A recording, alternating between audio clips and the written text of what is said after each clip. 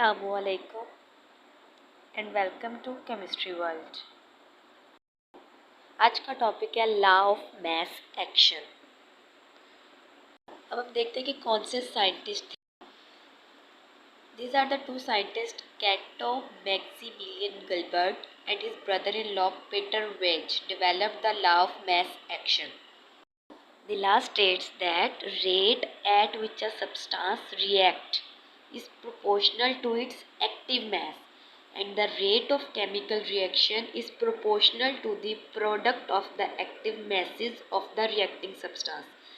यानी कि जिस रेट पर सब्सटेंस रिएक्ट कर रहा है वो प्रोपोर्शनल है उनके एक्टिव मास पे, यानी कि रिएक्टेंट के एक्टिव मास पे, और जो केमिकल रिएक्शन जिस रेट पे हो रहा है वो प्रोपोर्शनल है प्रोडक्ट के एक्टिव मासेस पे।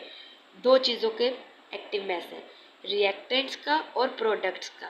रिएक्टेंट्स का किसके प्रोपोर्शनल है, जो इस रेट पे सब्सटेंस रिएक्ट कर रहा है, और प्रोडक्ट का किस बेस पर है, जिस बेस पे जिस रेट पर केमिकल रिएक्शन हो रहा है।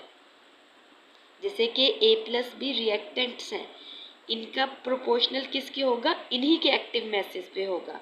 लेकिन प्रोडक्ट C, D जो है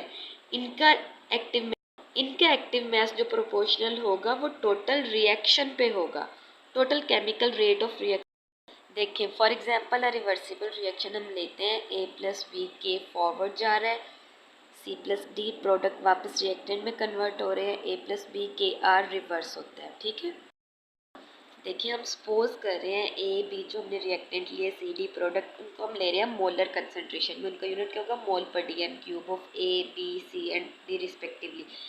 ये जो ब्रैकेट स्क्वायर ब्रैकेट्स हैं ये लॉ ऑफ मास एक्शन में यूज़ होती हैं और इनको हम यूज़ करते हैं एज अ मोलर कंसंट्रेशन उनको लेने के लिए। अब according to law of mass action जो रेट ऑफ फॉरवर्ड रिएक्शन था, जैसे कि पिछले एग्जांपल में मैंने आपको बताया KF जो था वो डायरेक्टली प्रोपोर्शनल था रिएक्टेंट के A, B के, ठीक है, जिस पे वो रिएक्ट कर रहे हैं। तो ये किसके कला आएगा, KF is equal to molar concentration of A and molar concentration of B, दोनों का प्रोडक्ट आएगा। इसी तरह rate of reverse reaction directly proportional है किसके, C और D के मोलर कंसंट्रेशन इनकी। तो KR आ जाएगा, KF और KR जो है वो प्रोपोर्शनलिटी कांस्टेंट है जिसे हम specific rate constant, KF for forward reaction and KR for reverse reaction. ठीक है, अब जब इक्विलिब्रियम अटेन कर लेंगे तो ये क्या होगा, rate of forward reaction equal to rate of reverse reaction according to definition of equilibrium. तो KF concentration A, B is equal to KR molar concentration C, D equal आ गया। ठीक है, अब हम लोग अगर इनको क्रॉस कर दे एक दूसरे के साथ तो KF ओवर KR ये होती है KC के इक्वल, यानी कि इक्विलिब्रियम कांस्टेंट होता है।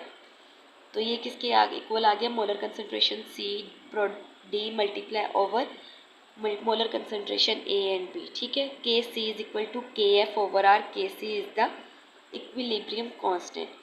अब law of mass action describe क्या कर रहा है, relationship between active masses of reactant and